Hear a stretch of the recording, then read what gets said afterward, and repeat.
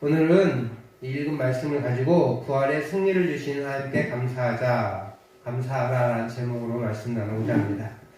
우리 사진 하나 보실까요? 2014년 태국에 일어났던 쓰나미 영상입니다. 사진입니다. 아마 저 사진 그대로는 아닐 수도 있겠지만 저렇게 높은 파도가 한꺼번에 쳐왔습니다. 이날은 2004년 성탄절 아침입니다. 성탄절 다음날 아침인데 그날 아침에 이 굉음이 바다에서 들린 후 바닷물이 갑자기 빠져나갔습니다. 근데 신기하게 속도를 따라가지 못한 물고기들이 모래 위에서 펄쩍펄쩍 뛰었대요.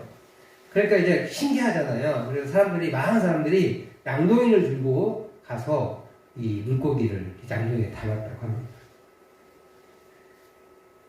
어떤 이도 잠시 후에 일어날 일을 몰랐습니다.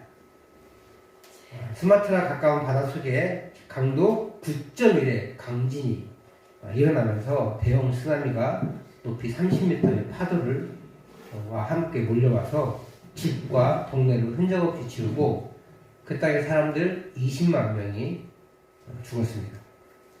대부분은 관광객들이거나 아니면 새롭게 이주한 사람들이었다고 합니다. 밀려오는 파도에 놀라 가까운 야자나무 위로 올라가 5시간을 버틴 사람이 있었어요. 그 어떤 사람은 이 나무 아래에서 벌어지는 그 광경들을 보면서 긴장했습니다. 거친 물소리와 그 물에 떠내려가는 사람들의 아우성을 들으며 그는 사투를 벌였습니다. 맨 위에 나뭇잎이 있잖아요. 야자수나무는. 그래서 발을 얹고 손으로 잡을 가지가 없는 야자나무는 심지어 이제 표면조차 미끄러웠다고 합니다. 그래서 어쨌든 미끄러지지 않기 위해서 가슴을 나무에 바짝 붙이고 두 팔과 두 다리로 이렇게 힘껏 나무를 안았습니다. 나무에서 미끄러지지 않으려고 얼마나 애썼는지 나무에 물이 빠지고 난 다음에 나무에서 내려와서 통증이 느껴졌는데 팔이 부러졌다고 그래요. 그러니까 이제 뭐에 부딪혀서 부러졌는지 아니면 꽉 움켜졌다가 부러졌는지 정확히 알 수 없지만 그렇게 해서 팔이 부러져 있었다고 합니다. 2004년 태국의 푸켓에 있었던 우리 헤일의 모습입니다. 이때부터 우리가 이제 쓰나미라는 용어를 사용했어요. 헤일, 그러면 이제 바닷가에서는 대부분 납니다. 근데 뭐 대방 조금 넘는 그 정도의 상태예요. 그것도 이제 피해가 큰데 파도가 30m가 넘어서 전 세계적으로 또 유명한 관광지였고 그 당시 굉장히 유명한 이제 그 운동선수 축구 스타도 같이 있어가지고 그 더 유명해진 상황이에요. 그런 것에 참 이 헤일이라는 말로 표현하기 어려우니까 이제 쓰나미라는 용어를 사용했어요. 또 일본식 용어인데 왠지 뭐 다 쓸어버린 이런 느낌이 좀 있잖아요. 그래서 이제 저 쓰나미라는 용어를 사용하기 시작했고 그 다음부터 저희도 이제 쓰나미라는 용어가 익숙해지기 시작했습니다. 이 쓰나미가 오기 전에는 반드시 전조현상이라는 게 일어나요. 전조현상이 뭐냐? 아까 우리가 푸켓 얘기했던 것처럼 물이 갑작스럽게 빠져나갑니다. 근데 얼마나 빨리 빠져나갔는지 물고기들이 그 물을 못 따라간 거예요. 그 정도로 빨리 빠져나가는 현상이 벌어집니다. 심지어 그 지진의 강도가 크면 클수록 물의 속도가 더 빠르다고 해요. 물론 우리 서해안도 이렇게 물이 빠져나가잖아요. 하루에 모든 바다가 사실은 그렇습니다. 동해안도 심지어 그 밀물과 썰물이 있어요. 우리가 잘 몰라서 그렇지. 근데 서해안은 분명히 느껴지죠. 많게는 9m 정도가 차이가 납니다. 그런데 순식간에 빠져나가는 게 아니라 12시간 40분 만에 한 번씩 돌아와요. 그러니까 6시간 20분 동안 빠져나갔다가 6시간 20분 동안 들어와요. 근데 바닷가에, 특별히 이제 해안가에 그 강, 뚝 이런 데 있으면요, 물소리가 엄청납니다, 사실. 샤 하면서요, 사실 무섭습니다. 물 들어오는 소리를 들으면. 근데 6시간 동안 빠져나갔다가 6시간 동안 들어오는 거라서 그렇게 빠르지 않습니다. 그런데 이 쓰나미라는 것은 순식간에, 그것도 한꺼번에 30m나 되는 높은 파도와 함께 거세게 밀려옵니다. 30m는 우리 건물 10층 건물에 해당해요. 근데 요즘 건물들은 조금 낮게 지어서 10층도 넘습니다. 하지만 거의 한 조금 낮은 건물들은 15층 건물에 해당되는 굉장히 높은 높이입니다. 파도가 그렇게 높다고 생각해 보세요. 우리 서해안의 밀물과 썰물의 교차 차이가 한 9m 정도 돼요. 그것도 엄청나게 높은 건데 30m나 되는 높은 파도가 밀려오니까 그 크기를 감당할 수가 없는 거예요. 근데 독특한 것은요, 2004년 이 남아시아 대지진 당시 원시 부족들은 쓰나미의 피해를 거의 입지 않았다고 해요. 물론 그 집들이야 다 떠나갔지만 그 부족들의 인명 피해가 거의 적었대요. 그 당시에 저기에 살았던 그 많은 사람들이 20만 명이나 죽었는데 그 중에 원시 부족들은 거의 없다는 거예요.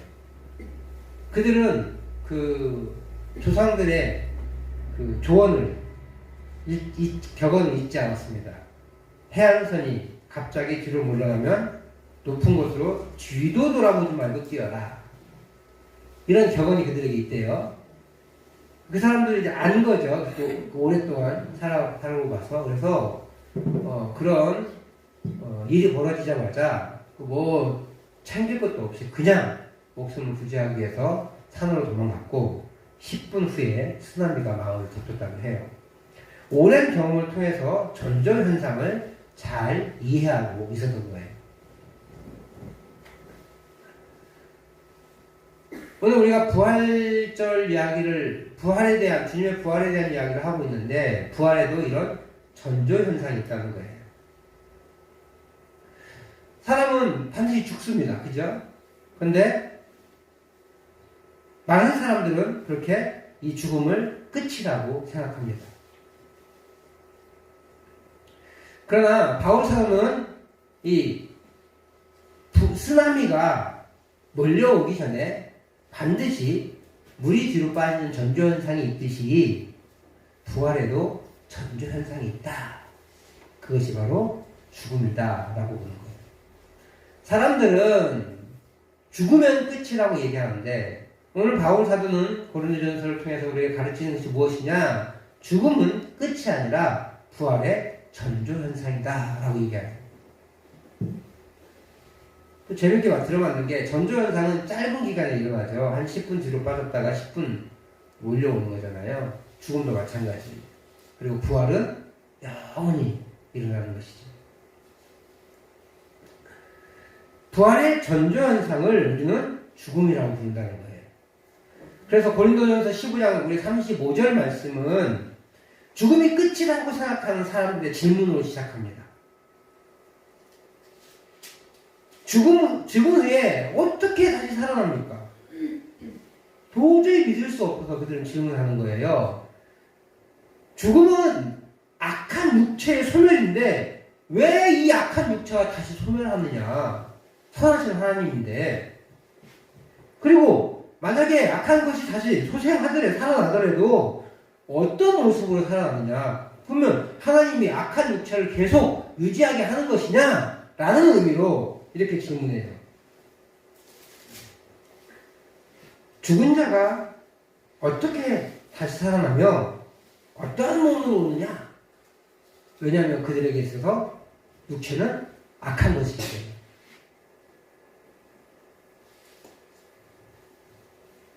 그래서 바울 사도가 어떤 모습으로 오는지 예를 들어서 하나하나 설명해 줘요. 첫 번째는 다음 슬라이드 주세요. 첫 번째는 다른 육체를 가지고 온다는 거예요. 다른 육체. 바울 사도는 이 씨 뿌리는 것에 대한 예를 줍니다. 뿌리는 씨와 또 열매를 맺는 열매는 같습니까? 다릅니까? 다르죠. 물론 모양이 똑같아서 똑같은 것처럼 보이지만 이 뿌렸던 씨앗은 썩어서 없어졌어요. 그리고 그 몸을 통해서 난 것이 영양분을 받아서 새로운 씨앗들이 맺은 거예요. 그러니까 뿌린 씨앗과 열매 맺은 씨앗은 유전적인 정보는 비슷하지만 이 씨앗과 이 씨앗은 다르다라고 말하는 거예요.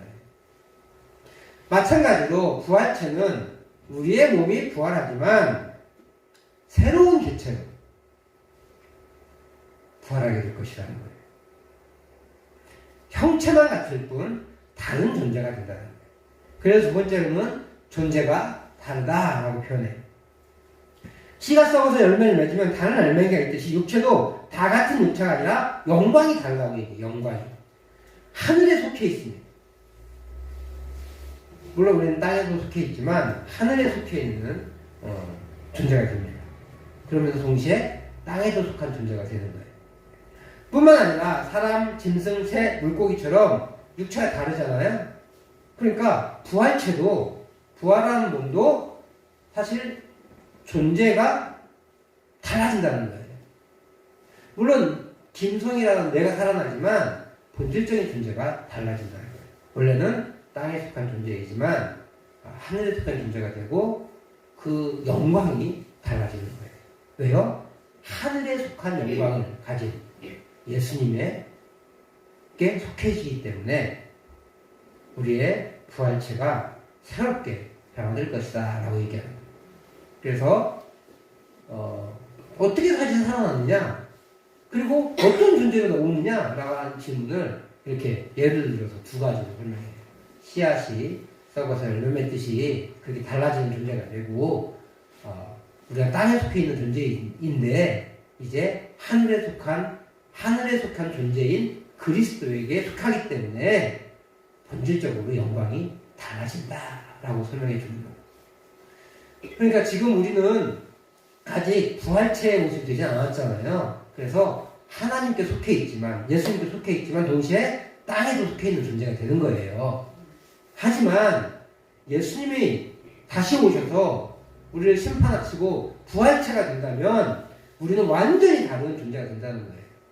근데 또 한 가지 중요한 게 있어요. 안 죽은 사람도 있을 거 아니에요. 예수님이 언제 오실지는 모르지만 그때 안 죽은 사람도 있을 거 아니에요. 내일 오시면 우리는 안 죽은 상태에서 예수님 맞이하는 거잖아요. 혹은 100년 후에 오면 우리는 죽은 상태에서 예수님 맞이하지만 100년 후에 예수님을 믿는 그 사람들은 살아있을 거 아니에요. 그러니까 그 사람들에 대해서는 또 얘기해줘요. 호련이 바뀔 것이다. 호련이라는 말은 갑작스럽게 존재가 바뀌게 될 것이다 라는 얘기예요. 우리의 육체의 모습은 그대로 간직할 수 있을지는 몰라요. 하지만 존재가 달라지는 거예요. 영광이 달라지는 거예요. 그렇게 우리의 모습은 새롭게 변화될 것이다 라고 설명해 줍니다.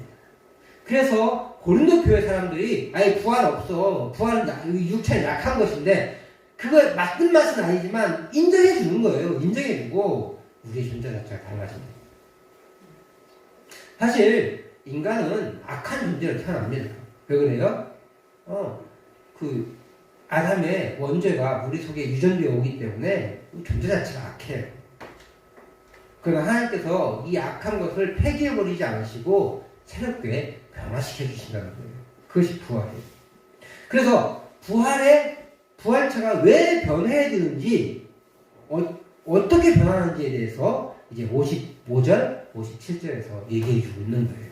우리 다시 한번 55절에서 57절 말씀을 읽어보겠습니다. 시작. 사망아, 너의 승리가 어디 있느냐? 사망아, 내가 쏘는 것이 어디 있느냐? 사망이 쏘는 것은 죄요, 죄의 권능은 율법이라. 우리 주 예수 그리스도로 말미암아 우리에게 승리를 주시는 하나님께 감사하노니. 한마디로 말하면 55절에 사망아, 너의 승리가 어디 있느냐? 이 말은 뭐예요? 사망, 너 승리 못했어, 패배했어, 이런 의미예요. 사망이 패배했다는 말이에요. 사망이 패배한다는 말은 뭐예요? 죽음이 없어진 건 아니에요, 지금. 하지만 없어졌어요. 완전히 없어지진 않았지만 죽음이 없어진 분이 만들어진 거예요. 생겨난 거예요. 누구예요? 예수님이세요. 예수님은 죽으셨습니다. 죽으셨다가 다시 살아날 수 있습니까? 네, 가끔 있죠. 그래서 미스터리 극장에 나오잖아요. 진짜 그랬을 거예요. 끊어졌다 살아났어요. 지난번에 한번 말씀드렸죠. 직접 경험하신 분의 이야기인데 분명히 사망 선고를 받고 냉동고에 집어넣었다고요. 그런데 하필 그 시체 보관 냉동고가 고장이 나서 작동이 안 된 거예요. 그러니까 그 사람이 깨어나가지고 이렇게 두드렸어요. 살려달라고, 꺼내달라고. 그래서 다시 살아났을 때요. 제가 어렸을 때 읽었던 책들 중에 일본이 인도다 뭐 이런 데 보면 관을 뚜껑 갖고 무덤을 파헤쳐 나온 사람도 있었다고 그랬어요. 분명히 죽어서 3일장, 5일장을 지낸 사람이에요. 근데 살아났대. 믿을 수 없는 이야기지만 사실이에요. 그래서 사실이라고 믿어요. 그럴 수 있다고 믿어요. 정말로 숨이 순간적으로 끊어졌어요. 예전에 우리 아버지가 힘이 계시실 때 의사들이 그러더라고요. 밤에 자다가 숨이 잠깐 끊긴다. 근데 다시 이어지면 사는 거고, 진짜 무서운 말이에요. 안 이어지면 죽는 거래요. 그런 거래요. 힘이 약해지면 그런 거래요. 그럴 수 있다고 봐요. 그 사람도 숨이 끊어지긴 끊어졌어. 그 숨이 3일간 이어진 거예요. 저는 그럴 수 있다고 봅니다. 근데 문제는 그 사람은 다시 죽었어요. 다시 죽었습니다. 그러니까 그 사람은 잠깐 숨이 끊어졌다 이어진 것이지 죽음을 이긴 게 아니에요. 죽음을 이기신 분은 딱 한 분밖에 안 계세요. 누구예요? 예수 그리스도. 그런데 왜 예수 그리스도가 죽음을 이길 수 있었느냐가 중요한 거예요. 잠깐 숨이 끊었다 이어진 것이 아니라 살아나실 수밖에 없어서 살아나신 것이에요. 그렇기 때문에 오늘 55절에 바울 사도가 뭐라고 얘기했냐면 사망아 너의 승리가 어디 있느냐, 사망아 내가 쏘는 것이 어디 있냐, 네 무기가 어디 있냐, 네 결론이 어디 있냐라는 얘기예요. 아니 다 죽는 상황이잖아요. 근데 바울 사도는 과감하게 외치는 거예요. 사망아 너의 쏘는 것이 어디 있느냐, 너의 승리가 어디 있느냐. 사망이 쏘는 것, 사망의 무기는 뭐냐면 죄라는 거예요. 그리고 죄의 권능은 율법. 이게 무슨 말이냐면 율법이 있어야 죄인지 아닌지 알 수 있어요. 지난번에 말씀드렸죠. 제가 50km 구간에서 63km로 달려서 64km 달려서 범칙금을 냈다. 근데 그 도로가 한 주 전에는 60km였어요. 그러니까 아무 생각 없이 달린 거죠. 예전 같으면 교통법 위반을 하긴 했어요. 4km를 초과했으니까. 근데 범칙금을 내진 않아요. 그런데 50km로 규정속도가 바뀌었기 때문에 64km 달렸을 때 범칙금이 날라갔고 저는 낼 수밖에 없었다는 거예요. 법이 없으면 죄가 성립되지 않습니다. 법이 있어야 죄가 성립되는 거예요. 그래서 죄의 권능은 율법이라고 얘기하는 거예요. 이것이 죄가 되는 것은 율법이 있기 때문에 죄가 돼요. 그래서 그 죄 때문에 사망이 오는 거예요. 그런데 57절은 다시 한번 보실까요? 우리 주 예수 그리스도를 말미암아 우리에게 무엇을 주셨대요? 승리를 주셨대요. 우리는 이미 승리한 존재들이에요. 다만 아직 완벽하게 일어나지는 않았습니다. 이 사망의 완전한 패배가 언제 일어날까요? 주님이 다시 오실 때. 지금은 그 주님의 승리는 주님만 가지고 있는 거예요. 그리고 우리는 주님의 그 빛 아래에 있기 때문에 승리를 쟁취할 수 있는 자격 조건을 가지고 있는 거죠. 하지만 주님이 다시 오실 때까지는 여전히 사망 아래에 있어요. 그래서 사망의 전조, 그 부활의 전조 증상을 겪을 수밖에 없는 거죠. 전조현상을 겪지 않을 단 한 부류의 사람들 누굴까요? 예수님이 이 땅에 오실 때 살아있는 사람. 제 솔직한 심정은 예수님이 저 죽기 전에 오셨으면 좋겠어요. 그렇지 않나요? 죽음을 맛보지 않는 게 얼마나 영광스러워요. 저 고등학교 때인지 젊었을 때 이런 느낌이 있었어요. 하늘이 무너질 것 같은 두려움이 있는 거예요. 저는 무너지면 어떡하지? 이런 걱정이 있고 갑자기 공기가 사라지면 어떡하지? 라는 걱정이 있었어요. 죽음에 대한 공포가 누구나 있는 거죠. 지금은 잘 극복했습니다.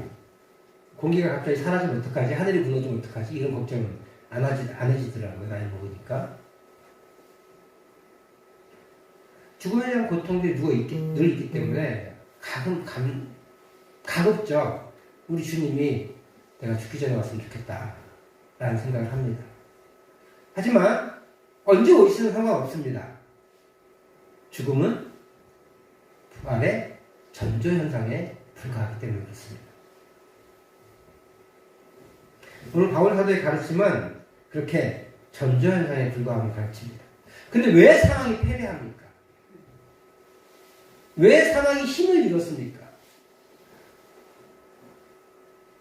다시 말하지만 사망은 뭐 때문에 온다고요? 죄 때문에 오는 거예요. 죄는 율법에 의해서 확정됩니다. 법이 있어야 범죄도 성립되는 것이죠.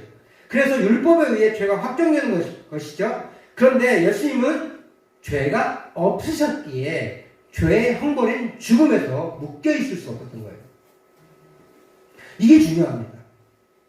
제가 계속해서 부활에 대한 이야기를 할 때 강조하는 건데 예수님의 부활은 하나님의 아들이기 때문에 부활하신 게 아니에요. 하나님의 아들이시기 때문에 죄가 없는 상태에서 태어난 것이지 그 하나님의 아들이기 때문에 기적을 행하신 것이지 하나님의 아들이기 때문에 다시 부활하신 게 아니라는 거예요.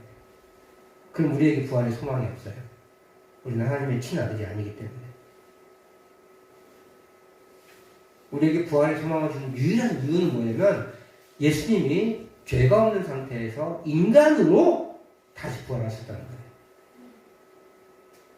그래서 예수님을 예표할 때 완전하신 하나님 플러스 완전하신 사람, 완벽한 사람.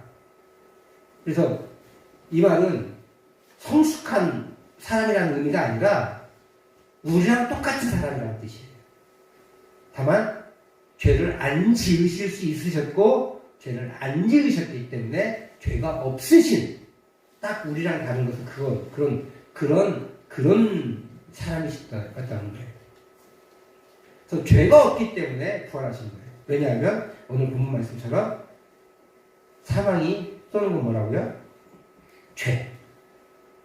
죄는 율법에 의해서. 우리 예수님 율법을 다 지키셨고 율법의 완전한 율법을 이루셨기 때문에 죄가 없으시고 죄가 없으시기 때문에 사망이 오지 않는 거예요. 그래서 예수님은 죄가 없으셨기 때문에 당연히 부활해야 돼요. 부활하실 수밖에 없는 거예요. 예수님의 부활은 기적이 아니에요. 당연한 거예요. 근데 진짜 기적일 수밖에 없는 건 죽은 사람이 다시 살아난 거니까 기적이지 하나님의 입장에서는 너무나 당연한 거예요. 그리고 우리도 그렇게 부활하실 줄 믿습니다. 어떤 능력으로 나타난 것이 아니라 죄가 없으신 분의 당연한 수순이었다. 그리고 부활은 죄가 없으시다는 것을 주님이 죄가 없으시다는 것을 다시 한번 확인해 주시는 것이 돼요. 그리고 그 주님의 부활은 우리에게 소망이 됩니다. 왜냐하면 예수 그리스도 안에 있는 사람들이라면 죄가 없는 상태에 이르게 되기 때문에 그렇습니다. 왜냐하면 하나님께서 우리의 죄를 간과해 주시기 때문에 그래요. 죄를 인정해 주지 않고 그 죄를 우리 그리스도의 보혈로 덮어버렸기 때문에 그래요. 파헤쳐가지고 너 이 죄 있네 이 죄 있네 하지 않습니다. 그리스도의 보혈로 덮여있는 그 안의 상태는 보지 않아요. 밖의 상태만 봐요. 아, 그리스도의 보혈로 덮여있네. 예수의 보혈로 덮여있네. 너는 의인이라고 인정해 주시는 거예요. 그래서 우리는 죄 없음을 인정받은 것이지 죄 없는 사람이 아닌 거예요.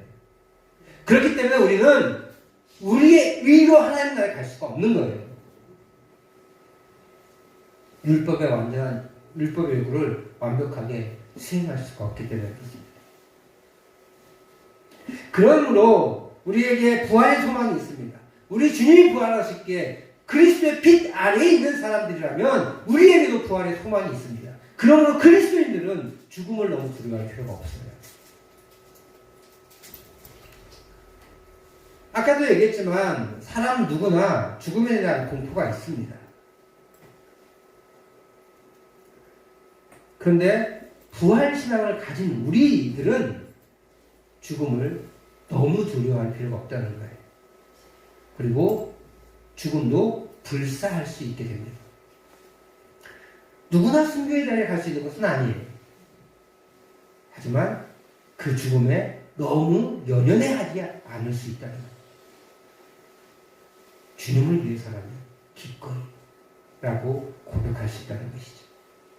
그리고 무엇보다도 그렇게 죽음으로 끝나는 것이 아니라 다시 부활할 수 있기에 우리에게는 그 죽음이 큰 거 아니에요. 오히려 죽음은 새로운 소망을 가지게 됩니다. 바로 부활의 소망입니다. 썩어질 것이 썩지 않을 것이 되고 흙에 속하였으나 하늘에 속한 자의 형상, 즉 그리스도의 형상을 입게 되므로 우리에게 죽음은 소망입니다. 바로 부활의 소망입니다. 사랑하는 성도 여러분, 부활은요 죽음으로부터 승리를 가져다 줍니다. 그리스도인은 이 승리의 부활을 가지게 되는 거예요. 바울사도는 57절에서 부활의 승리를 감사합니다. 다시 한 번만 읽어보겠습니다. 시작. 우리 주 예수 그리스도로 말미암아 우리에게 승리를 주신 하나님께 감사하노니. 감사하노니. 무엇을 주셨기에요? 승리를 주셨기에요. 그리스도 안에 있는 사람이라면 이미 승리를 얻은 사람들입니다. 그렇기 때문에 어떤 삶을 살면 돼요? 감사의 삶을 살면 돼요. 승리를 위해서 막 애쓸 필요가 없는 거예요. 물론 죄와 싸워서 분투하는 삶을 살긴 살아야 되겠지만 그것은 감사로 되찾을 수 있다는 거예요. 하나님 이길 수 있게 하신 감사. 하나님 이 어려운 환경도 주신 감사합니다. 하나님 결국은 승리하게 되게 하실 줄 믿습니다. 그러니 감사합니다. 우리에게 주는 이 거대한 비밀을 안다면 현재의 삶의 현상을 보면서 좌절하지 않습니다. 오히려 감사의 삶을 살 수 있는 거예요. 왜냐하면 하나님이 예수 그리스도의 부활을 통해 우리도 부활의 소망을 주시고 썩어질 것을 썩지 않게 하시며 흙에 속한 자를 하늘에 속한 자의 형상을 담게 하셨기 때문입니다. 우리는 주님의 형상을 닮은 사람들이에요. 주님을 닮는 사람들이에요. 이제 아직 육체를 가지고 있는 동안은 더 닮기 위해서 노력해야 되겠지만 우리는 이미 닮아 있는 사람들이고 그 닮은 상태에서의 죽음은 더 이상 우리를 올라낼 수가 없다는 것이에요. 그렇게 우리는 죽음의 순간이 와도 죽음과 같은 삶에서도 감사할 줄 알게 될 줄 믿습니다. 우리가 지난 한 주간 코로나로 우리 교회도 타격이 왔었잖아요. 물론 위중증에 빠지신 분이 안 계셔서 참 감사해요. 그것도 감사한 거죠. 좀 쉽게 넘어가신 분도 계시고 아니면 조금 힘들게 지나신 분도 계십니다. 그런 와중에 다행히 위중증에 빠지지 않으신 분도 있으셔서 또 감사합니다. 하지만 어떤 코로나 때문에 어려움들이 온 건 분명합니다. 그래서 불편한 게 한두 가지 아니었겠죠. 코로나에 안 걸리셨더라도 삶이 되어져가는 과정을 보면 불평하고 불만할 수 있는 것이 한두 가지가 아닙니다. 그런 순간에도 이 부활 신앙을 가진 우리 성도들은 죽음으로부터 승리를 주신 하나님께 감사할 수도 있습니다. 그러므로 어떤 환경에서도 부활 신앙을 붙잡고 이 부활을 통해 역전시키실 하나님을 믿으며 감사할 수 있는 겁니다. 죽음이 있어야 부활이 있습니다. 고난이 있어야 영광이 있습니다. 이 고난과 죽음을 저주와 책망으로 여기는 것이 아니라 부활의 전조 현상임을 믿으시고 승리하시는 우리 귀한 성도님들 되시기를 주의 이름으로 축복합니다.